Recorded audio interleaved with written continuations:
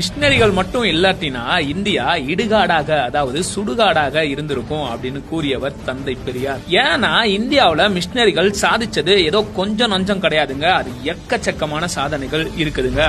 Penney quick அப்படின்ற machinery முல்லை பெரியார் அணைய கட்டினாருங்க. CD stud போன்ற மிஷினரிகள் தேயிலை செடிகளை கொண்டு வந்து தேயிலை தோட்டங்களை உருவாக்குனாங்க. மிஷினரி கிரகாம் ஸ்டைன்ஸ் யாருமே தொடாத குஷ்டரோகிகளை தொட்டு பராமரிச்சாருங்க. Robert de Nobili, Veeramamunivar, Peter Percival, collector Ellis Durai, G U. Pope Iyer, Johann Philipp, Ziegenbalg இவங்க எல்லாம் தமிழ் மொழியோட பாதுகாப்புக்காகவும் அதனோட பெருமையை உலகறிய செய்யவும் அரும்பாடுபட்டு இருக்கிறாங்க. மிஷினரி ராணியஸ் சிறை கைதிகளுக்குன்னு நல்வாழ்க்கைய உருவாக்குனாருங்க. 100க்கும் மேற்பட்ட பள்ளிக்கூடங்களை தென்னாட்டுல உருவாக்குனாருங்க. மிஷினரி ராணியஸ் அது மட்டும் இல்லாம ஆசிரியர் பயிற்சி பள்ளிகளையும் உருவாக்குனாருங்க. மிஷினரி ரிங்கல் தோப்பே பெண்கள் மாராப்பு சேலை அணிய இருந்த தடைய நீக்கிறதுக்காக அரும்பாடுபட்டாருங்க.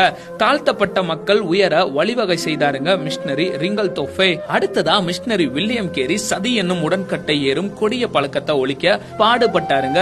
பெண் மருத்துவ கல்விக்கு வித்திட்டு மருத்துவமனையை உருவாக்கியவர் தான் மிஷினரி ஐடா ஸ்கைடர் அம்மையார். ஓலை சுவடுகள்ல தவழ்ந்த தமிழ அச்சில ஏத்தி புத்தகங்களை அச்சடிக்க உதவியவர் தான் சீகன் பால் அப்படின்ற மிஷினரி. தரங்கம்பாடியில இவர் தான் பெண்களுக்கான முதல் தமிழ் பள்ளிய உருவாக்குனாருங்க. சிவகாசியில வெடிமருந்து ஆலைகளை உருவாக்கி உலக அளவுல பிரபலமாக காரணமானவர் மிஷினரி ராக்லாண்ட் தான். எடித் மேரி பிரவுன் அப்படின்ற மிஷினரி வட இந்தியாவில மருத்துவ சேவை ஆற்றியதோடு பெண்கள் மருத்துவ கல்வி கற்கவும் மருத்துவ கல்லூரிகளை ஆரம்பிச்சாருங்க.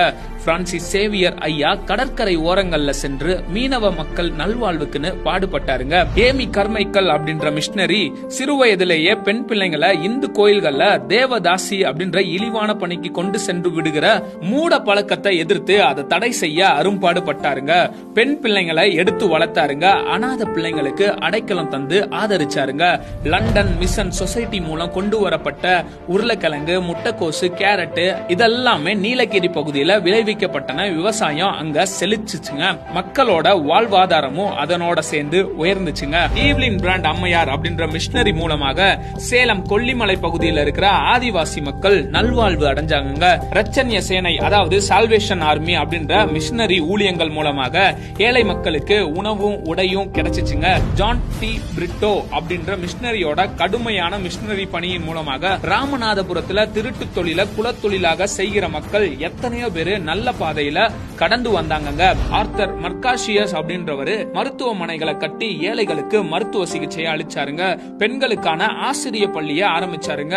விதவை பெண்களின் மறுமலர்ச்சிக்காக போராடினாருங்க. இது மட்டும் இல்லாம நம்ம எல்லாருக்குமே தெரிஞ்ச அன்னை தெரசா அன்பின் பணியாளர் சபை ஒன்றை நிறுவி குழந்தைகள், பெண்கள், அனாதைகள், நோயாளிகள், முதியோர்கள், சமுதாயத்துல பின்தங்கி இருக்கிறவர்களுக்கு ஆதரவு கொடுத்தாருங்க. இன்னும் கொடுத்து கொண்டேதான் இருக்கிறாருங்க. மிஷினரிகள் வந்ததாலதான் ஆங்கில கல்வி நிறுவனங்கள் உருவாச்சு. விஞ்ஞான கருவிகளும் தொலைத்தொடர்பு கருவிகளும் நவீன வாகனங்களும் மருத்துவ உபகரணங்களும் எல்லாவற்றிற்கும் மேலாக ஒழுக்கமும் நாகரிகமும் உயர்கல்வியும் கிடைச்சிச்சுங்க. கொடுக்கப்பட்ட மக்களுக்கு கல்வி கிடைக்க முக்கியமான காரணம் கிறிஸ்தவ மிஷினரிகள் தான். கொடுக்கப்பட்ட மக்களுக்கு பஞ்சமி நலம் கிடைக்க காரணமானவங்க இந்த கிறிஸ்தவ மிஷினரிகள் தான். இன்னைக்கும் பட்டியலினத்தவர் அப்படின்னு அழைக்கப்படுகிற சமுதாயத்தால ஒடுக்கப்பட்ட ஒருத்தவங்க மேல் சாதி பிராமணனோட சரிக்கு சமமா உட்கார வச்சதுக்கு காரணம் யாரு? கிறிஸ்தவ மிஷினரிகள். பெண்கள் மார்பை மறைக்க வரி கட்டணும், அதை எதிர்த்து ஒழிக்க பாடுபட்டது யாரு? கிறிஸ்தவ மிஷினரிகள். பெண் குழந்தைங்க தேவதாசியா பிராமணர்களுக்கும் மேல் சாதி காரணங்களுக்கும் உடல் மூலமா சேவை செய்யணும், நடனம் மூலமா உற்சாகப்படுத்தணும்,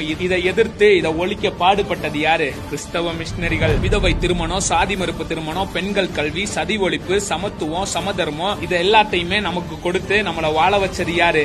நம்ம கிறிஸ்தவ மிஷினரிகள் தாங்க. இன்னைக்கும் இந்தியா தொழில் துறையிலையும் சரி, கல்வித்துறையிலையும் சரி வளர்ந்த நாடுகளோட பட்டியல்ல வருவதற்கு மிஷினரிகளோட கண்ணீரும் அன்பின் வார்த்தைகளும் கடுமையான உழைப்பும் மேலான தியாகமும் இயேசுவோட அன்புனால நிறைஞ்ச கிறிஸ்தவ மிஷினரிகளுடைய சேவை மட்டும் இல்லாட்டின்னு வச்சுக்கோங்களேன், இந்தியா இன்னைக்கும் இடுகாடாக தான் இருந்திருக்கும்.